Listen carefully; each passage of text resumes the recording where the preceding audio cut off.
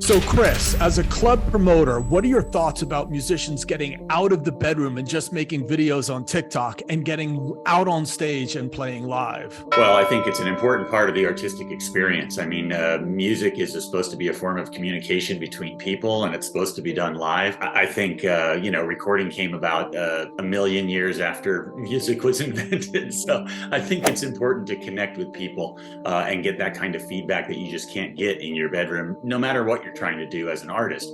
And definitely, if you're thinking about playing live as part of your career, you definitely need to get out and start playing as soon as possible. When a band approaches you for a booking, what are the things that you want to hear them say and don't want to hear them say? I think the main thing I don't want to hear is we're really good. Because there isn't one band out there that doesn't think they're really good. In the club business, we're not in the label business. So as a recording label, I think you might want to hype yourself a little bit more about your talents. From a club perspective, we're mostly interested in your draw and your ability to promote, especially on the local level. There's hundreds of bands, all of them, a lot of them are remarkably good. Why they're not more successful is beyond me, but they're not. And my job at the club is to figure out who's going to put bodies in the room, more than it is who's better than somebody else. Right. So they should speak about their experience and their draw pretty much then. Yeah, what they do for marketing, what they're willing to do to get people out, what they've drawn in the past, what kind of marketing materials they have, how many followers they have on Instagram, things like that. Those are the things the metrics that we're looking for to decide who we're going to hire in the club. What are your expectations of the group on the night of the actual performance? Well, I think there's several. First of all, it starts a few days earlier, and it's remarkable how many artists that are opening up for somebody or just getting started don't reach out to the production manager in advance and let them know what they're bringing in. Club production people are your friends, and they love to get ready for you and know what it is that, how many piece drum kit you have and which side your guitar amp is on, and, those kinds of things, because they set the stage for you before you even get there, if it's a club like ours anyway. So a little bit of advance work goes a long way. Also understanding what the rules are about, menu ordering and, that kind of thing. It's good to know that stuff in advance if you can. So advance the date makes for a happy day. The other thing is, punctuality. I mean, other people are waiting on you. They really appreciate people being on time or even early. A musician, older musician friend of mine always used to say, if you're on time, you're late. Right. So, getting there a few minutes early for whatever time you're supposed to be there is a good thing. And then the other thing is get on stage on time and don't play over your allotted time. And those, again, are respect issues, not just for the staff and the crew and the audience, but also for anybody else who might be playing that day. How do you get on your radar for a potential opening slot from a national band that's passing through your venue? Well, it's hard to do. I mean, a lot of national bands tour with a support act. You would call it carrying support. They're usually bringing somebody with them. In the occasion where they're not, might be once a month or something like that. Yeah, there's a long list of artists, and the agent for the national act will look to us to submit 3 or 4 different ideas and why we think they might be good. Some artists like artists that are very similar to them.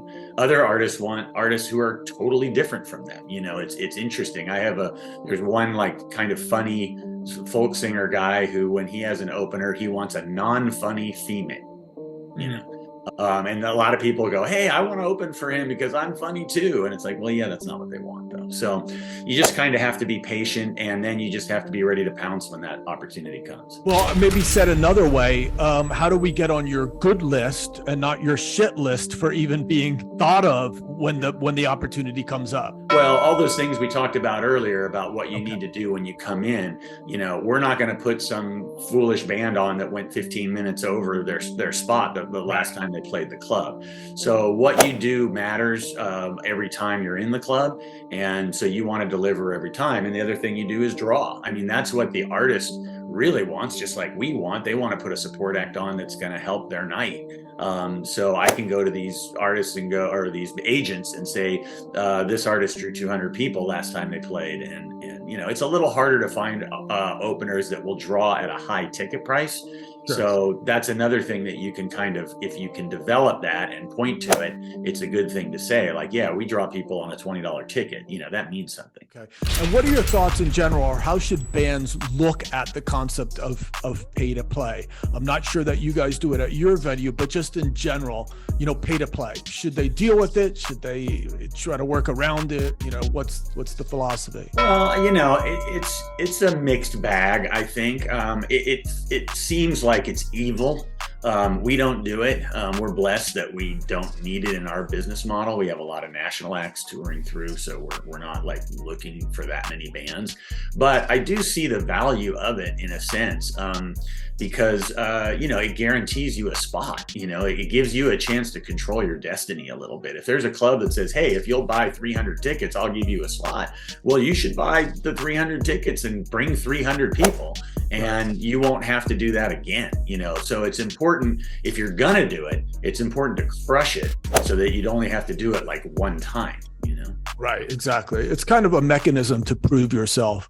All right, moving on. And finally, you know, after, you know, the pandemic, you know, of 2020 and the 2 years kind of where the touring industry was kind of, you know, in the dumps, you know, do you see a turnaround at this point right now? And are things starting to look up for the industry in the next couple of years? Yes, I think it is looking up. I mean, you know, it's interesting, coming out of the pandemic, it was like a fire hose of talent and enthusiasm from the audiences. I mean, where I was anyway. I know that some older demographic stuff had trouble coming back a little bit more than the younger stuff, but we didn't really even see that. We saw people coming out in droves right out of the gate and bands touring, and it was like a traffic jam. And then it kind of leveled off, both, you know, fatigue of the audience, like, oh my God, I just saw 8 shows and, you know, now I got to get back to work, you know. Right. And also bands, like, okay, I toured. I remember it actually isn't as romantic as I thought it was when I was at home. So there's, you know, maybe more opportunity now for acts to get into clubs, because for a minute there, we didn't have any open dates. So I'd say there's opportunity right now. And I would say that, you know, people are going out. At the club level, the last time there was an economic downturn recession, the clubs did pretty good. Because it's value, it's a return to value. Live entertainment at a club is one of the best bangs for your buck.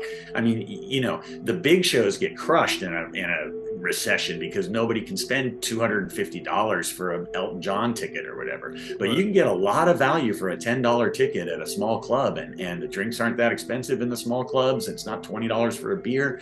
So I think that even if the economy doesn't you know, sparkle over the next couple of years, I think clubs will be okay. Hey, thanks for watching. If you want me to keep on making these videos, please like and subscribe, and check out the next video. Peace.